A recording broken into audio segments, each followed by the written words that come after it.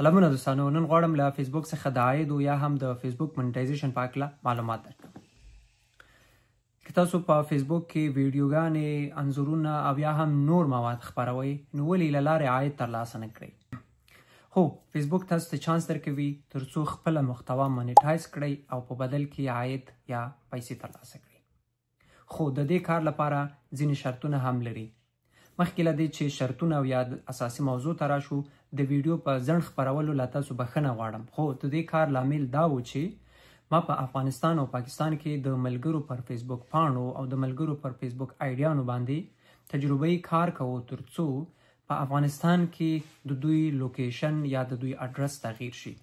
ځکه فیسبوک په مونیټایزیشن کې ځینې جغرافیایي محدودیتونه وضع کړي، لکه افغانستان، پاکستان او دوی ته ورته نورو هیوادونو کې دوی مونیټایزیشن نه ورکوي. یعنی تاسو په افغانستان او پاکستان کې مونیټایزیشن په قانوني شکل باندې نشئ ترسره کولی. خو بیا ځینې حل لارې شته چې زما په څیر ځینې نورو کسانو ورته پیدا کړي. دوی کولی شي خپل کانټینټ یا خپل فیسبوکونه په افغانستان کې هم مونیټایز کړي. د دې حل لپاره په عموم کې موږ دوه لارې لرو. یو لاره دا ده چې تاسو خپل فیسبوک یا خپل اکاونټ په بهر ملکونو کې، امریکا، لندن، اروپا او داسې نورو هیوادونو کې خپل دوستانو ته، ملګرو ته، خپلوانو ته ورکړئ ترڅو هغوی ستاسو له اکاونټ څخه فعالیت وکړي.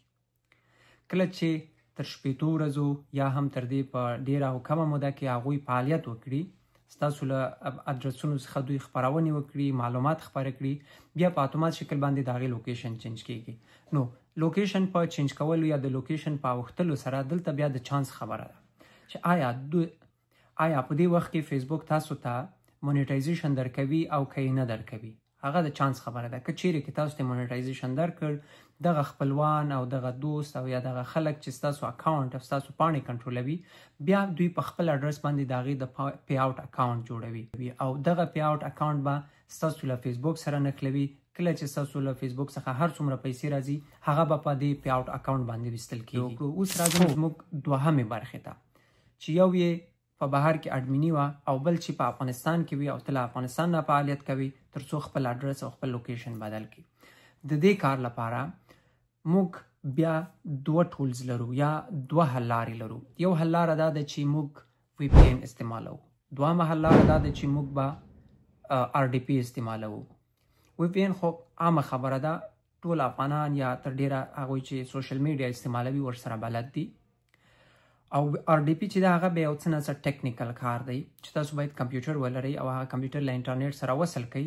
وروسته بیا آر ډي پي چې ریموټ ډیسکټاپ ورته وایي، هغه یو قسم سرویس دی په انټرنیټ کې خرڅیږي. د هغې لپاره به میاشتنی یا کلنی فیس تاسو ورکوئ. غالب ګمان چې له 2 یورو څخه شروع کیږي تر 15 او داسې پورته ځي، هغه ستاسو د ضرورتو مطابق.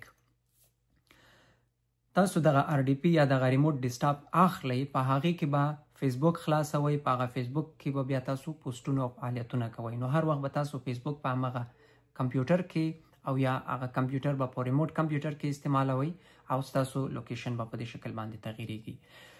دوهمه حل لاره یې وی پی این ده. دغه وی پی این لاره چې ما غوښتل ستاسو د خاطر باندې، د عامو خلکو په خاطر باندې خپله تجربه کم، ما سرپ شارک وی پی این انتخاب کړ. له ډېرې مطالعې او سرچ وروسته مې سرپ شارک وی پی این انتخاب کړ. د 2 کالو لپاره مې قرارداد وکړ. د 2 کالو لپاره د محدودو یوزرو په خاطر باندې څه کم $80 یا خواوشا $80 ما ورکړل. دا وی پی این مې په ملګرو تقسیم کړ او ملګرو له 20 ورځو نه تر میاشتې، تر 2 میاشتو پورې دوی استعمال کړ او دوی امریکا، لندن، جرمني او دغه هیوادونه انتخاب کړي وو. 15 نه تر 20 ورځو پورې د دوی لوکیشن تغییر شو. یعنی دا هغه حل لاره ده چې موږ په افغانستان کې استعمالولی شو. زما په تجربه د وی پی این د استعمال لپاره زه تاسو آیفون موبایل پیشنهاد کوم یا وړاندیز درته کوم چې تاسو آیفون موبایل استعمال کړئ. ما په آیفون کې تجربه کړ، ډېر ښه کار یې ورکړ. څه معنا؟ آیفون داسې ځانګړنه لري چې یو ځل وی پی این تاسو کنیکټ کړ، هغه په اتومات ډول باندې د آیفون له سیسټم سره انټیګریټ کیږي. او کله چې ستا انټرنیټ خلاص وي، په دې کې څومره تلونکي یا راتلونکي ټرافیک دی، یعنی دغه ډاټا چې یعنی د انټرنیټ چې دی دا د ټرافیک معنا لري. څومره تلونکي او راتلونکي ریکویسټ دي یا ټرافیک دی، دا د فلټر کوي او په نوي اډرس، په نوي آی پی باندې چې کوم تاسو انتخاب کړئ په هغې برابروي ترڅو انټرنیټ یا هغه سرورونه پوه شي چې دا کس دلته فعالیت کوي. په سامسونګ کې سامسونګ یا انډراید موبایلونو کې مې یوز کوو، خو د هغې کار دا و چې هر ځل به ته راتلې خلاصو به دې بیا به دې کنیکټ کوو، بیا به راتلې بیا به دې خلاصو بیا به دې کنیکټ کوو.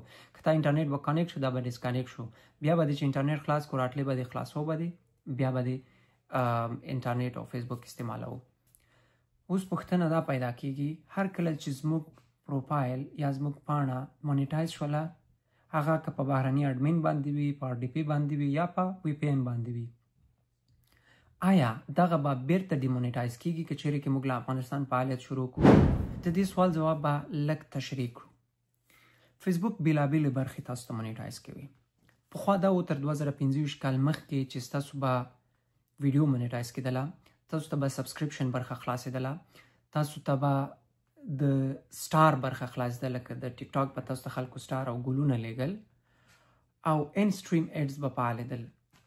انسټریم ایډز به دا و چې تاسو به لایو ویډیوګانې خپرولې، په هغې لایو ویډیوګانې کې به اعلانات راتلل. په 2025 کال کې د مونیټایزیشن بدل شو، او تر دې پخوا هم دوی بونس په نوم باندې یو پروګرام و چې دا خورا ډېر ښه پروګرام و، ډېرې ښې زیاتې پیسې ورکولې. هغه به تاسو ته په انځور باندې، په لیکنه باندې، په لینک باندې، په هر شي به پیسې درته درکولې.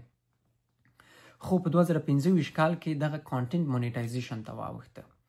کانټینټ مونیټایزیشن داسې شول چې دا ټول زی راواخیستل یا دا ټول د مونیټایزیشن هغې راواخیستل یو ځای کړل، او دغه یې بیا د دې ګټه او د ټول شیان یو ځای ښایي. مثلا اوس وخت کې ته کولی شي انځور خپور کې، تا ته به پیسې راځي، ته لیکنې او اوږدې لیکنې، لنډې لیکنې او دغه خپروي، په دې به تا ته پیسې راځي. ته که سټوري خپروي، په سټوري به تا ته پیسې راځي. که ته ویډیو خپروي هم به درته د انسټریم ایډز ویډیوګانې راځي، ایډ بریک ورته وایي د دې ویډیوګانې مونیټایزیشن. که ته ویډیوګانې خپروي تا ته به د ایډ بریک ګټه هم راځي. د سبسکرپشن د سټار برخه په ځای ده. یوازې د کنټینټ مونیټایزیشن په نوم باندې یو ټولز راغلی چې په دې کې نوی اپشن دا دی تر څو تاسو سټوري اچوئ هغه به هم پیسې ګټي، تاسو انځورونه خپروئ، تاسو لیکنې خپروئ، تاسو د خلکو پوسټونه یا لینکونه خپروئ، تاسو ویب سایټ لرئ د ویب سایټ لینکونه خپروئ، په هغوی په دغو ټولو باندې به تاسو ته پیسې درکوي. اوس د پوښتنې ځواب دا دی که چیرې که تاسو ته ایډ بریک یعنی د ویډیو برخه مونیټایز وه د کنټینټ مونیټایزیشن سره، خو په افغانستان کې دغه برخه بیرته ډیمونیټایز کیږي، او د کنټینټ مونیټایزیشن د برخې یا د بونس د برخې چې هغه انځورونه دي، سټوري ده، لینکونه دي او سټار دی، سبسکرپشن دی، دغه شیان بیا هم فعال پاتې کیږي او دا به نه ډیمونیټایز کیږي. د مونیټایزیشن په هکله به موږ ډېرو خبرو ته ضرورت ولرو. دا ویډیو به ډېره اوږده شي که موږ ادامه ورکړو، او زه هم آماده نه یم چې تاسو ته ښه او مفصل معلومات درکړم. موږ به له دې وروسته نورې ویډیوګانې جوړې کړو، په هغې کې به د فیسبوک نور ضرورت په نظر کې ونیسو چې څنګه کانټینټ خپره کړو، او که چیرې کې زموږ اکاونټ مونیټایز کیږي یا مونیټایز شو، موږ ته کوم سیټینګونه پکار دي، د پی آوټ یا د پیسو د ایستلو اکاونټ جوړول پکار دي، له هغې سره پیپال یا د بانک اکاونټونو نښلول پکار دي، د RDP انسټالیشن یا د RDP اخیستل دا به هم زده کړو، VPN به زده کړو چې VPN څنګه انتخاب کړو یا څنګه واخلو، او د هغې نه وروسته که چیرې کې زموږ اکاونټ مونیټایز شو او دغه مونیټایزیشن دوامداره ساتل، له دې مونیټایزیشن نه دوامداره او ډیره ګټه لاسته راوړل، دغه ټول تکنیکونه به زه له تاسو سره وخت په وخت باندې شریکوم. دا ویډیو به په همدې ځای راټوله کړو، له خپلو دوستانو او ملګرو سره یې شریکه کړئ. تر بیا ښې چاره.